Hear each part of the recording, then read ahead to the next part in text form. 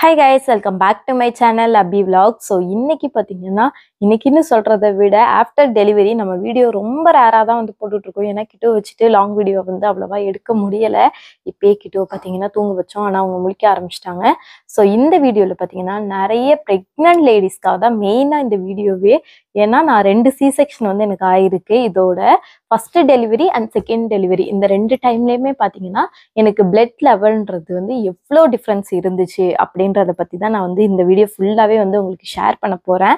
அதுக்கு முன்னாடி வீடியோக்குள்ள போறதுக்கு முன்னாடி நம்ம பேரண்ட்ஸ் உங்களுக்கும் அண்ட் கிட்ஸுக்காகவுமே ரொம்பவே முக்கியமான ஒரு விஷயம் தான் சொல்ல போறேன்.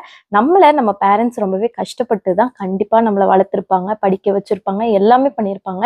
ஸோ இப்போ நம்மளோட குழந்தைங்களை நம்ம தான் நல்லபடியா படிக்க வைக்கணும். இது பாத்தீங்கன்னா பான்சோ ஆன்லைன் மேக்ஸ் கிளாஸ். இதை நடத்துறது மிஸ்டர் நீலகண்ட பானு. இவங்க வேர்ல்டு ஃபாஸ்டஸ்ட் ஹியூமன் கால்குலேட்டர். இவங்க பாத்தீங்கன்னா ஈஸியா குழந்தைங்க மேக்ஸை புரிஞ்சுக்கிற மாதிரி இனோவேட்டிவாவே சொல்லி கொடுத்துக்கிட்டு இருக்காங்க.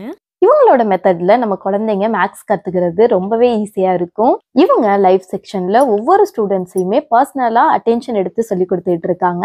பிஸி பேரண்ட்ஸ் எல்லாருக்குமே நல்ல ஒரு கேம் சேஞ்சர் தான் இது. இதுக்கு உங்க பேபி 5 to 15 இயர்ஸ்க்குள்ள இருந்தாலே எலிஜிபிள் தான். நம்மளோட லிங்க் மூலியமா போற எல்லாருக்குமே இவங்க ஃப்ரீ கிளாஸஸ் தான் எடுத்துக்கிட்டு இருக்காங்க.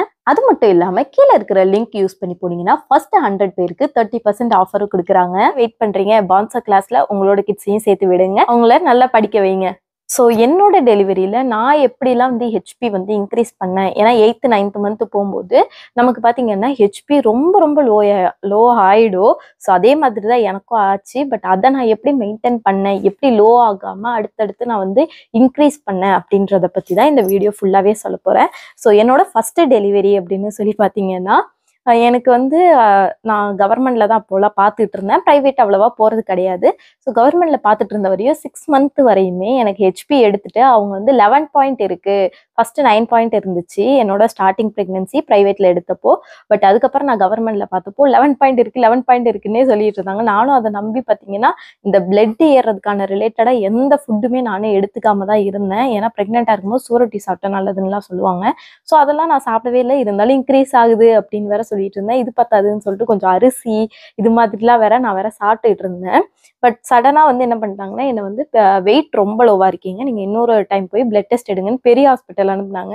அங்க டெஸ்ட் பண்ணி பார்த்ததுல தான் தெரிஞ்சு எனக்கு வெறும் 6 பாயிண்ட் மட்டும்தான் பிளட் இருந்துச்சு அப்படின்னு சொல்லிட்டு செம்ம ஷாக் ஆயிட்டோம். அன்னைக்கு ஒரே நாள்லயே பார்த்தீங்கன்னா நான் கிட்டத்தட்ட ஒரு 4 லேப்ல வந்து என்னோட பிளட் வந்து நான் கொடுத்துட்டே இருந்தேன். 4 லேபோட ரிசல்ட்டுமே பார்த்தீங்கன்னா வெறும் 6.2 இந்த மாதிரி தான் இருந்துச்சு. ஸோ அப்பயே தெரிஞ்சிருச்சு ரைட்டரா இங்கே சம்பவம் ஆயிட்டு இருக்கு அப்படின்ட்டு. அதுக்கப்புறத்துல இருந்து பார்த்தீங்கன்னா நான் பிளட் இன்க்ரீஸ் பண்ணதுக்கு சுவரொட்டி வந்து ஒரே ஒரு டைம் வந்து சாப்பிட்டு பார்த்தேன். பட் என்னால் அது சுத்தமாக சாப்பிடவே முடியல. ஏன்னா எனக்கு நார்மலாக வந்து அவ்வளோவா இந்த மட்டனே வந்து எனக்கு ஆகாது. ப்ரெக்னென்ட் ஆனதுக்கப்புறம் தான் மட்டன் சாப்பிட ஆரம்பித்தேன். பட் வந்து சுவரொட்டி என்னால் சுத்தமாக சாப்பிட முடியல. பட் சுவரொட்டி சாப்பிட்டா ஒரே வாரத்திலேயே பார்த்தீங்கன்னா பிளட் அவ்வளோ இன்க்ரீஸ் ஆகுமா, இது எல்லாருமே எனக்காக சொன்ன ஒரு விஷயம்.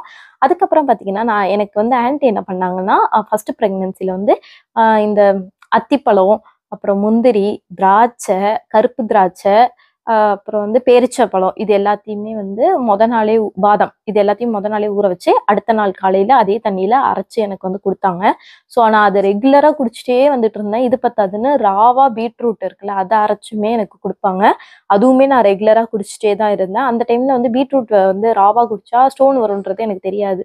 ஸோ நான் குடிச்சிட்டு தான் இருந்தேன். எனக்கு ஸ்டோன்லாம் ஆனால் எதுவுமே வரல. பட் வந்து வாட்டர் இன்டேக் வந்து நான் ரொம்ப கம்மியாக தான் எடுத்துக்கிட்டேன்.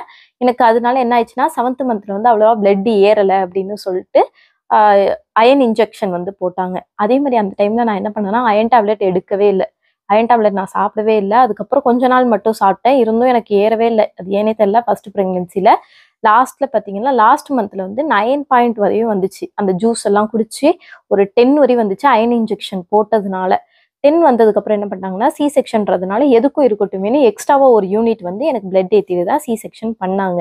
ஸோ அதே மாதிரியே பார்த்தீங்கன்னா செகண்ட் ப்ரெக்னென்ட் ஆகுறதுக்கும் கரெக்டாக 1 மந்த் முன்னாடி தான் பார்த்தீங்கன்னா நானும் பாபாவும் போயிட்டு ஹெச்பி எவ்வளோ இருக்குது உடம்புல அப்படின்னு செக் பண்ணிடலான்னு ஒரு டைம் செக் பண்ணோம். ஸோ எனக்கு பார்த்தீங்கன்னா 13 இருந்துச்சு. சரி ஓகே 13 இருக்கு அப்படின்னு நினச்சிட்டு இருந்தோம். நெக்ஸ்ட் மந்த்தே பார்த்தா ப்ரெக்னென்ட் ஆகிட்டேன்.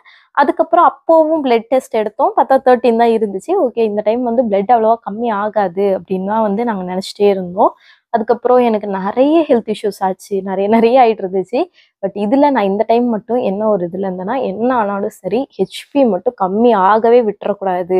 ஏன்னா அது ரொம்ப பெரிய ஒரு கஷ்டமான ஒரு விஷயம். பிளஸ் வாட்டர் லெவல் எப்படியாச்சும் கரெக்டா மெயின்டைன் பண்ணிடணும் அப்படின்னு. ஏன்னா எனக்கு ஃபர்ஸ்ட் ப்ரெக்னன்சில இருந்ததே அதுதான். இதனால என்ன பண்ணேன்னா 4th மந்த் வரையும் ஃபோலிக் ஆசிட் எடுப்போம். அதுக்கப்புறம் பார்த்தீங்கன்னா அயன் டேப்லெட் நான் வந்து ரெகுலரா எடுக்க ஆரம்பிச்சிட்டேன்.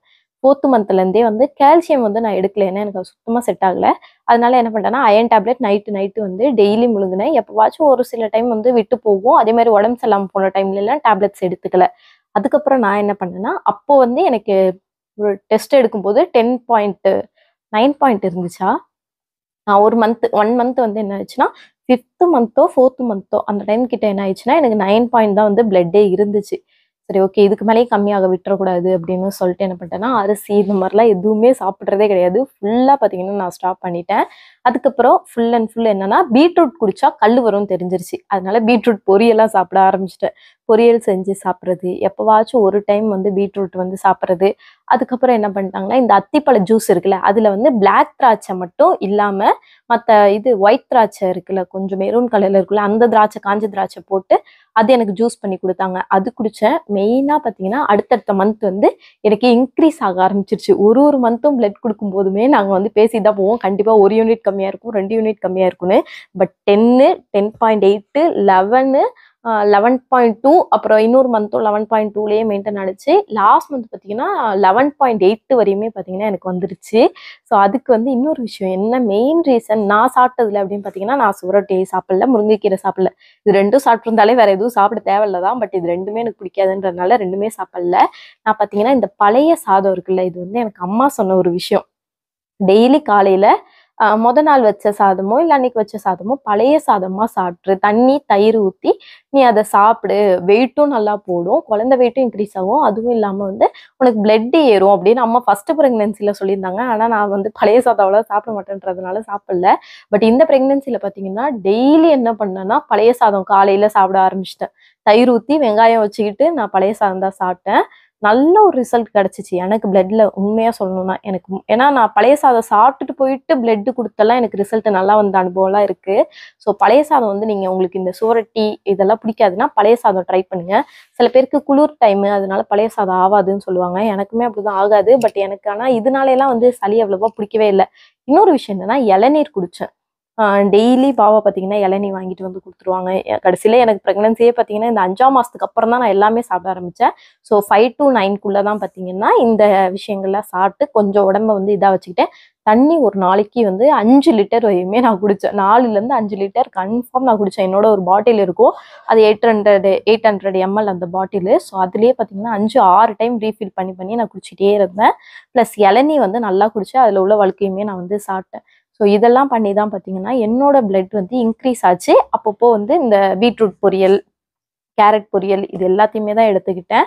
ஸோ வந்து உங்களுக்கும் பிளட் கம்மியாகுது அப்படின்னா, நீங்க வந்து இந்த அயர்ன் டேப்லெட்ட மறந்துறாதீங்க. நான் பண்ண தப்பு அதான். அயர்ன் டேப்லெட் மறக்காதீங்க. அப்படி அயர்ன் டேப்லெட்டும் உங்களுக்கு ரெகுலரா எடுத்து பிளட் ஏறல அப்படின்னா, பழைய சாதம் ஒரு 5 நாள் வந்து ட்ரை பண்ணி பார்த்துட்டு, அதுக்கப்புறம் நீங்க பிளட் டெஸ்ட் குடுத்து பாருங்க. எனக்கு தெரிஞ்சு ஒரு நல்ல ரிசல்ட் கிடைக்கும். தயிர் மட்டும் கொஞ்சம் நெறையா ஊத்திக்கோங்க. அதனால நமக்குமே வெயிட் வந்து கெயின் ஆகும். பேபி வெயிட் கெயின் ஆகும்னு சொன்னாங்க. கிட்டுமே ஓரளவு அதாவது நாங்க சாப்பிடறதுக்கு முன்னாடி பார்த்தத விட, அப்போ வந்து ஓரளவு அவங்க ஏறுனாங்க. என் உடம்ப பொறுத்து தான் இருக்கு அவங்களோட வெயிட்ன்றதுமே. ஸோ ஓரளவு வந்து ஏறுனாங்க தான். ஸோ பிரெக்னன்ட் லேடீஸா நீங்க இருக்கீங்க அப்படின்னா, ப்ளீஸ் உங்களோட ஹெச்பிய பத்திரமா பார்த்துக்கோங்க. கண்டிப்பா கம்மி ஆகும். ஸோ அதுக்கு நீங்க இன்டேக் எடுத்துக்கிட்டே இருக்கீங்க அப்படின்னா, கண்டிப்பா கம்மி ஆவாது. ஏன்னா என்ன வச்சே நீங்க தெரிஞ்சுக்கலாம். நான் இருக்கிற கண்டிஷனுக்கே வந்து 12 பாயிண்ட் நான் வந்து பிளட் வந்து மெயின்டெயின் பண்ணிட்டேன். ஸோ கண்டிப்பா நீங்களும் எல்லாமே சாப்பிடுங்க. முடிஞ்ச அளவு சுவரொட்டி சாப்பிட ட்ரை பண்ணுங்க. பிடிக்கலைனாலுமே என்னால ஆனா நான் சாப்பிடவே மாட்டேன் நிஜமா. நீங்க வந்து ட்ரை பண்ணி பாருங்க. கண்டிப்பா பிளட் வந்து இன்க்ரீஸ் ஆகும். நெக்ஸ்ட் வந்து வேற ஏதாச்சும் பத்தி உங்களுக்கு டவுட் இருக்கு அப்படின்னா எனக்கு கமெண்ட்ல கேளுங்க. என்னோட ஓன் எக்ஸ்பீரியன்ஸ நான் வந்து ஷேர் பண்றேன். ஏன்னா நீ என்னம்மா நீ டாக்டர் அப்பலாம் கேட்றாதீங்க. ஸோ என்னோட ஓன் எக்ஸ்பீரியன்ஸ நான் உங்களுக்கு வந்து ஷேர் பண்றேன். நீங்க அத வச்சு கூட உங்களோட எப்படி இருக்குன்னு சொல்லி பார்த்துக்கலாம். ஓகேவா? நெக்ஸ்ட் வீடியோல பார்க்கலாம். டாடா!